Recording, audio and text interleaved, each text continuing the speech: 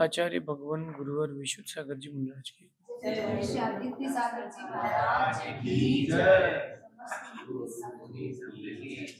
या हम सभी अपने जीवन में सुख और गुणों की अभिवृद्धि के लिए नीति के विषयों का श्रवण कर रहे हैं। नीति और नीतिकार हमें सिखाते हैं कि जिन जिन चीज़ों से हमारे लाइफ में, फोकस में, हमारे गोल में, एम्स में डिस्ट्रैक्शंस आते हैं, उन उन चीज़ों से हमें दूर हो जाना चाहिए अथवा उन चीज़ों को दूर कर देना चाहिए। जो भी आपका लक्ष्य हो जीवन का, किसी का लक्ष्य चारित्र की प्राप्ति है तो वो उस पर ध्यान दे, किसी का लक्ष्य ज्ञान की प्राप्ति तो उस पर ध्यान दे, किसी का लक्ष्य पैसे कमाने का है तो भी वो इस बात पर जरूर ध्यान दे। जो भी आपका एम है, गोल है, लक्ष्य है, उसको पाना है तो आपको कुछ चीजें चाहिए और कुछ चीजें नहीं चाहिए। जैसे एक माँ रोटी बना रही है तो अगर वो अपने घर के आंगन में बैठ के बना रही हो जहाँ पानी गिर रहा हो तो रोटी नहीं बना पाएगी, जबकि रोटी बनाने के लिए जो जो चीजें चाहिए वो सब उसके पास हैं। तो अल्टीमेटली बात ये आ रही है कि अगर आपको अपने काम को अचीव करना है, अपने गोल तक पहुंचना है, तो जो उसके काम के योग्य चीज हो, हेल्पफुल हो, उनको जोड़ते जाओ, और जो उस काम को डिस्ट्रैक्शन दे, बिगाड़ दे, उसको हटाते जाओ। लेकिन पहले जो हटाने वाली चीजें हैं उनको हटा देना चाहिए, नहीं तो किसी काम की वो चीज नहीं रहेगी।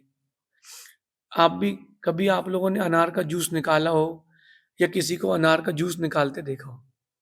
देखा है क्या आप लोगों ने? देखा है? तो जब वो अनार का जूस कोई निकालता है तो पहले छिलके निकाल लेता है और दाने अलग कर लेता है, फिर वो उसके बाद जूस निकालता है। कुछ लोग ऐसे होते हैं, वो चतुर, चालाक चतुर, वो क्या करते हैं, दाने सहित मिक्सी में डाल देते हैं, तो उनके जूस में वो क्वालिटी नहीं आती। दाने अलग करने के बाद जो छन्नी आदि से जब रस निकाला जाता है वो एकदम प्योर सॉलिड रहता है।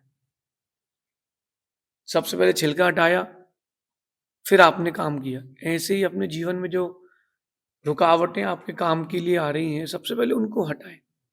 और उन सारी रुकावटों में एक सबसे बड़ी रुकावट है शब्द। वो रुकावट है शब्द। क्या है वो रुकावट? शब्द। शब्द आपके जीवन में इतनी बड़ी रुकावटें उत्पन्न कर देते हैं कि आप लक्ष्य के एकदम नजदीक पहुंचने के पास ही लौट जाते हो, क्योंकि वो शब्द आपको रुकावटें दे देते हैं। तो दो प्रकार से समझें आज। एक शब्द वो जो आपको प्रोत्साहित करे, एक शब्द वो जो आपको अनुत्साहित करे। दो बातें बोल रहा हूं मैं। क्या क्या? एक वो शब्द आपको जो प्रोत्साहित करें, एक जो आपको अनुत्साहित करें। दोनों शब्दों से, एक से दोस्ती रखें, एक से दूरियां रखें, लेकिन दूरियों वाले शब्दों को पहले समझ लें। ये बहुत इंपॉर्टेंट पार्ट है लाइफ का। एक जन जाके उनको रोक दो भी स्टेज पर। बातें, आज की नीति कह रही है कि बातें वही करें जिससे आपका विकास हो। समझना, मैं बहुत गंभीर बात कह रहा हूं। बातें वही करें जिनसे आपका विकास हो, अथवा बातें वही सुने जिनसे आपका विकास हो। कई बार ज्यादा यहां वहां की बातें सुनने से हमारा विकास रुक जाता है, क्योंकि हमारा मन डाइवर्ट हो जाता है। बच्चा स्कूल में है और पढ़ रहा है, और पढ़ते समय वो अपनी बुक खोल के रखी उसने और साथ में फोन भी रखा है, और वो फोन खोल के रखा है और फोन देख रहा है। तो जैसे ही 5 मिनट के बाद पढ़ाई करते करते उसका मन फोन में गया, अब वो वहां से डिस्टर्ब हो चुका है, और वो कहीं ना कहीं ऐसा डिस्टर्बेंस आता है कि उसकी पढ़ाई पीछे रह जाती है और फोन में लग जाता है। तो फोन पढ़ाई के लिए डिस्ट्रैक्शन है। वास्तु कहता है कि जब कभी आप स्टडी रूम बनाएं तो उस स्टडी रूम में केवल आपकी स्टडी टेबल और बुक्स होना चाहिए, और स्टडी टेबल पर भी केवल वही बुक होना चाहिए जो आप पढ़ना चाहते हो। अभी मैं नीति की बात करूंगा तो मेरे पास सिर्फ मेरी नीति की डायरी रहेगी और कुछ नहीं होगा। यहाँ मैं अगर 8-10 डायरीज खोल कर रख लूंगा भी तो मेरा मन यहाँ वहां भी जाएगा, और यहाँ वहां मन जाने से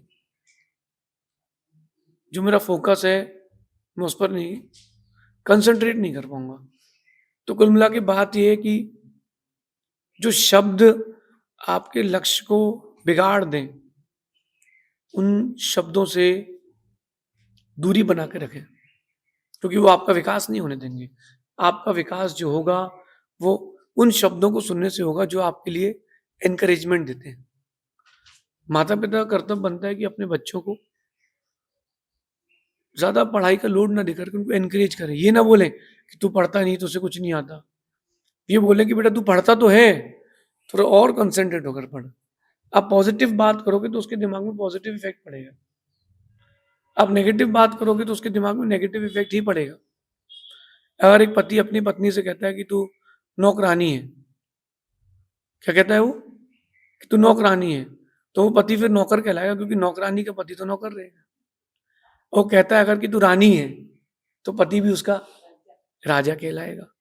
आप अगर पॉज़िटिव एटीट्यूड लेके चलेंगे तो पॉज़िटिव दिखेगा। आधी गिलास पानी है, तो आधा भरा है या आधा खाली, ये आपके दृष्टिकोण पर निर्भर करता है। आज ये समय चल रहा है कि व्यक्ति केवल कमियों को देखने में लगा है, इसलिए उसके पास कमियाँ हैं। जो लोग खूबियाँ देखते हैं, गुण देखते हैं, उनके पास गुण हैं। तो बातें वो ही करें जिससे आपका विकास हो, अथवा बातें वो ही सुनें जिससे आपका विकास हो। जिन बातों से आपका लक्ष्य भेद ना हो, उनको उन बातों को सुनना छोड़ दें। उन बातों को करना भी छोड़ दें। जिन बातों से आप अपने लक्ष्य तक नहीं जा पा रहे हो, उनको बिल्कुल सुनने की ज़रूरत नहीं है। उनके लिए तो घनघोर इग्नोराय-नमा। जो भी आपकी लाइफ़ का एम हो, वो सामने रखो और उससे रिलेटेड बातें, उससे रिलेटेड चीज़ें ही जोड़ते रहो। तो आप देखना कि एक दिन आप अपने लक्ष्य को बड़ी सरलता से प्राप्त कर लेंगे, और ये बेस्टेस्ट उपाय है। क्योंकि इसके अलावा जो है वो कोई और उपाय नहीं है। आप सबने शायद ही कोई होगा विश्व में जिसने अर्जुन का नाम ना सुना हो। अर्जुन जैसा लक्ष्य भेदी कोई नहीं हुआ, क्योंकि उनको बाकी चीज़ें नहीं दिखती थी, उनको सिर्फ लक्ष्य दिखता था। ये मेरा फ़ोकस है, मुझे इस पर कंसंट्रेट करना है। आपको भी यही करना है, अर्जुन बनना है। जब अर्जुन युद्ध की भूमि में था, तब उसने देखा कि गुरु द्रोण सामने है, कर्ण सामने है, सेना सामने है। लेकिन उन्होंने ये नहीं सोचा कि सामने कितने लोग हैं। उन्होंने लक्ष्य पर फ़ोकस किया कि मेरे मेरे एक तीर पर 1-1 हज़ार मरना चाहिए। तब कहीं जाकर के हम युद्ध जीत पाएँगे। लक्ष्य भेदी बने। जिस दिन आप लक्ष्य भेदी बन गए, तो आपके सारे काम होंगे, लेकिन उन बातों को ना सुनें, जो आपके लक्ष्य से आपको भटका देते हो। कोई चैलेंजेस दे, बहुत अच्छी बात है। अगर कोई आपको लाइफ़ में चैलेंज दे रहा है, तो बहुत अच्छी बात है, एक्सेप्ट करें। क्योंकि जब-जब किस्मत धक्का मारती है, तो आपको 4 कदम आगे छोड़ के जाती है। एक बात ध्यान रखना, जब-जब किस्मत ने आपको धक्का मारा हो, देखना आपने खुद को 4-5 कदम आगे ही पाया है। बस संभल नहीं पाए तो गिर जाओगे। कहीं आप रास्ते में चल रहे हो, किसी पत्थर से ठोकर लग जाए, तो आप देखना कि वो ठोकर लगते ही 4-5 कदम अपनी स्पीड में चले जाते हैं। लेकिन अगर आपने वो 4-5 कदम जो स्पीड से चल गए हैं, सँभाल लिया है, तो आप औरों से आगे हो जाओगे, और उस ठोकर में खुद को नहीं सँभाला तो गिर जाओगे। बस जो शब्द, जो लोग आपको ठोकरें दें, उनमें सँभल जाएँ, क्योंकि अब गति मिलने वाली है। ये फ्रिक्शन का नियम है। साइंस में फ्रिक्शन का नियम है कि किसी भी चीज़ को आप उतार-चढ़ाव के साथ भेजेंगे, तो वो स्पीड लेगा। उसी फ्रिक्शन के कारण नहरों का पानी खेतों तक आता है। सिर्फ़ उसी फ्रिक्शन के कारण। और जो लक्ष्य आप 1 दिन में प्राप्त कर सकते थे, वो आप आधे दिन में प्राप्त कर सकते हो। जो चीज़ आप साल भर में पढ़ सकते हो, वो आप 3 महीने में पढ़ सकते हो। जितने बच्चे स्कूलिंग कर रहे हैं या कॉलेजेस करना चाहते हैं आगे, आप ये मानो ही मत ना कि साल भर का कोर्स है। आप ये मान के चलो कि 6 महीने का कोर्स है। आप उसको 6 महीने में करोगे, और 6 महीने में करके बाकी 6 महीने आप अपने आगे की पढ़ाई कर सकते हो। आप मानते हो ना कि 1 साल का कोर्स है, तो 1 साल तक चलता है। आप मानो कि 6 महीने का कोर्स है, तो आपकी चीज़ 6 महीने तक होगी। लोग हमसे पूछते हैं कि आप कितने बजे आहार पर उठेंगे? अगर मैं बोल दूँ 11 बजे, तो लोग 11 बजे तक भी फ्री नहीं होंगे। अगर मैं बोल दूँ कि 9 बजे, तो 9 बजे भी सब रेडी मिलेगा। सो सब चीज़ें डिपेंडेंट करती है अपने ऊपर, लेकिन जो आपकी शब्द वरगणाएँ हैं, दूसरों की शब्द वरगड़ाएँ हैं, कई बार उनसे बचें और कई बार अ, उनसे प्रभावित भी हों। जब कोई आपके सब्जेक्ट से रिलेटेड बात कर रहा हो, तो ज़रूर प्रभावित हों, वहाँ इग्नोर ना करें, वहाँ एक्सेप्टेंस करें। लेकिन जब आपके लक्ष्य से वो आपको भटका रहा हो, तो इग्नोर करें। एग्ज़ामिनेशन हॉल में एक बच्चा जो टॉपर था, मैंने उसको अपनी आँख से देखा कि उसके आस-पास बैठे बच्चों ने बोल दिया कि यार, आज का एग्ज़ाम तो बड़ा शानदार गया है। इतना शानदार गया कि इससे ज़्यादा नंबर आएँगे। इस शब्द सुनकर के उसके आने वाले 2 पेपर बिगड़ गए कि अब ये लोग टॉप कर लेंगे। अगर वो ये सोच लेता कि चलो इस ये पेपर में उनके अच्छे नंबर आ गए ना, अगले पेपर में अपन उनसे ज़्यादा ले आएँगे, तो काम बन जाता। शब्दों का डिस्ट्रैक्शंस बहुत भारी होता है, शब्दों की बहुत बड़ी ताकत होती है। मैं अगर कुछ ऐसा बोल दूँ, जो आपके मन का हो, तो आप सब मुस्कुरा दोगे और मैं कुछ ऐसा बोल दूँ जो आपके मन का ना हो, आप सब उदास हो जाओगे। शब्दों में बहुत ताकत होती है, तो वही सुने, वही लें जिसका उपयोगिता है। एक सामान्य से बात की जाए तो भारत में एक टेंडेंसी है सब्ज़ी लेने की, वो भी सब्ज़ी छाँट करके। आप किसी भी सब्ज़ी मंडी जाओगे या कोई भी व्यक्ति होगा, अगर वो सब्ज़ी लेने जाएगा तो 5 किलो भी टमाटर रखे होंगे ना टोकनी में, तो वो छाँटेगा। 1 किलो भी रखे होंगे तो उसमें से वो 800 ग्राम छाँटेगा। ये टेंडेंसी है, मेंटल टेंडेंसी है। तो जब अपन सब्ज़ी लेते हैं, छाँट करके लेते हैं, कहीं आप किसी के यहाँ शादी में जाते हो तो छाँट करके भोजन करते हो। आप जब देख-देख के चीज़ें लेते हो, तो देख-देख के शब्द भी अंदर लेकर हर बात को, हर शब्द को सुनने की कोई ज़रूरत नहीं है। यहाँ कह रहे हैं कि हर बात को कहना या सुनना ज़रूरी नहीं है और हर बात की प्रक्रिया देना भी ज़रूरी नहीं है। कई लोगों के मन में होता है कि उसने ऐसा बोला ना, अब अपन को ऐसा कहना है। नहीं, कई बार प्रक्रिया नहीं भी देना चाहिए। कई बार प्रतिक्रिया नहीं भी देना चाहिए। हर बात को सुनना और हर बात को कहना आपकी लाइफ़ के लिए हानिकारक हो जाएगा। हर बात की प्रक्रिया देना, ये भी आपकी लाइफ़ के लिए हानिकारक हो जाएगा। थोड़ा सेफ थोड़ा सेफ रहना सीखें, प्रतिक्रिया ना दें। मैं आज आप सबसे एक बात पूछता हूँ कि अगर किसी ने आपसे ऊँची आवाज़ में 4 बात कह दी, तो जब तक आप उसको ऊँची आवाज़ में 8 बातें नहीं कहो, सैटिस्फैक्शन नहीं मिलता। कि उसने तो कह दिया है, हम तो कह ही नहीं पाए। नहीं, नहीं, तुमने कह कर के अपनी ताकत बिखेर दी है। अंदर ले जाओ उसको, अपनी ताकत को डबल कर लो। कह देने से आप छोटे हो जाएँगे, सह देने से, सह लेने से आप बड़े हो जाएँगे। जब भी आप किसी को जवाब देंगे ना, आप छोटे हो जाएँगे क्योंकि आपकी बुद्धि में अच्छी चीज़ें नहीं आएँगी।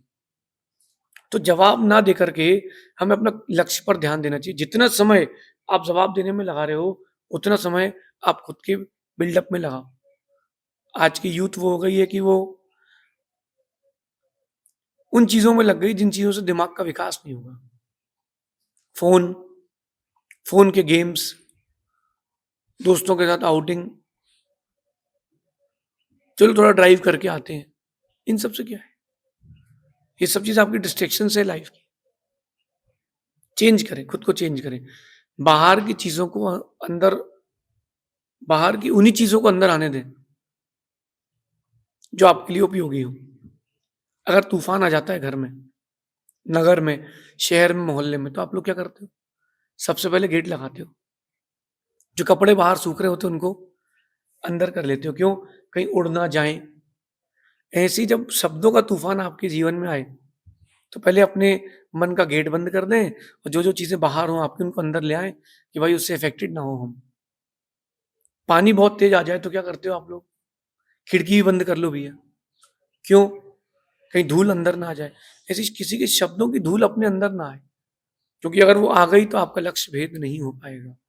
इसलिए हर किसी की बात सुनना और हर बात की प्रतिक्रिया देना ज़रूरी नहीं है। मेरा ये मानना है कि पेट के गाढ़े बनना चाहिए व्यक्ति को। पेट का गाढ़ा यानी थोड़ा-सा बड़े पेट का होना चाहिए। इसका मतलब ये नहीं कि आप लोग खा-खा के मोटे हो जाएँ। बड़े पेट से मतलब है कि आप बहुत सारी बातों को अंदर रखने वाले बनें। समय पर उनको बताएँ, लेकिन समय पर ही बताएँ, समय के बाद या समय के पहले ना बताएँ। तो पेट के बड़े बनें। बहुत सारी चीज़ों बहुत सारे लोगों की बातों को सुन लेना भी ज़रूरी नहीं है, लेकिन सुनना पड़े तो सुन लो, जवाब मत दो। बहुत सारी चीज़ों को रखो। कई बार बहुत सारी चीज़ों को कह देने से बहुत सारी चीज़ें बिगड़ जाती हैं। कई बार अंदर रखना भी सीखो। इसलिए ये कह रहा हूँ मैं कि बिना काम की बातें और बिना काम की बातें और बिना काम के लोगों की कोई कीमत नहीं होती। कोई कीमत नहीं होती और कोई कीमत करता भी नहीं है। आप देखो कि जिस पेड़ में जड़ ना हो, उस पर कोई चढ़ता नहीं है। अभी होलिका दहन होगा तो जंगल-जंगल से सूखे पेड़ों को काट करके ये बच्चे ला कर के यहाँ रख देंगे एक ड्रम पे। लेकिन उस पेड़ पर कोई चढ़ता नहीं है, क्योंकि पता है कि इसकी जड़ नहीं है। अब इसकी जड़ नहीं है, चढ़ूँगा तो गिरूँगा और गिरूँगा तो लगेगा। तो व्यक्ति क्या करता है? फ़ोकस करता नहीं भैया वहाँ नहीं चढ़ना।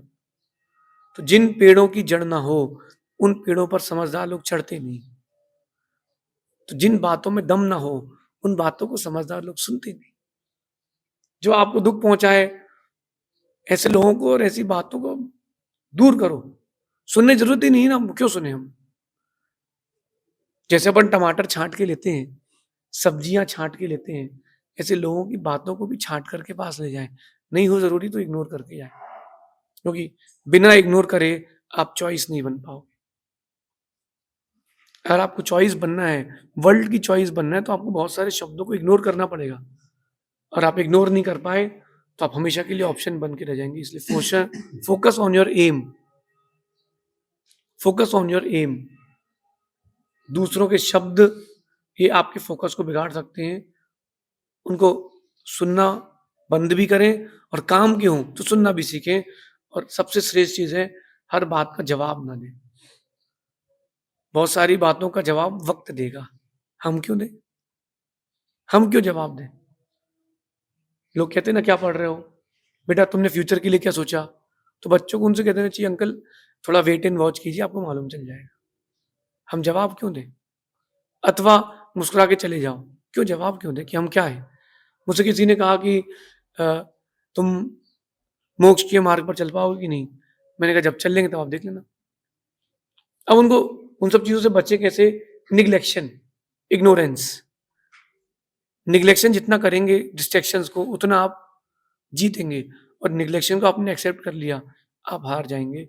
एग्ज़ामिनेशन हॉल में भी अगर कोई कुछ कह दे आपसे कि रुक क्यों गया तेरे से बन नहीं रहा क्या? अब आपके दिमाग में आता है कि यार बन नहीं रहा। बिल्कुल नहीं, बिल्कुल नहीं। निग्लिजेंस जितना आप निग्लेक्ट करेंगे, जितना आप इग्नोर करेंगे उन सब चीज़ों को जो डिस्ट्रैक्शन दे रही हैं, वो आपकी जीत का सबसे पहला पहला रास्ता, पहली सीढ़ी रहेगी। दूसरी बात कि मेरा मानना है कि सुन बहरा बन जाए। काम की बात हो तो सुने, नहीं हो तो सुनने की कोई ज़रूरत नहीं है। सुन बहरा, बहरे नहीं, सुन बहरा और अपने आप की पावर को बिल्ड करें और जिस दिन आपने अपनी क्वालिटीज़ को बिल्ड कर दिया, एक दिन आएगा कि आपका भी नाम अर्जुन के साथ आएगा। तो इस बात को, इस नीति को आज समझें।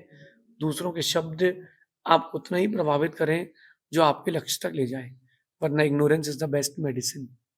ऐसा समझना, फिर शेष कभी और देखेंगे। भगवान महावीर स्वामी की जय। आचार्य भगवान गुरुवर विशुद्ध सागर जी महाराज की। परम पूज्य महामुनि राजादित्य सागर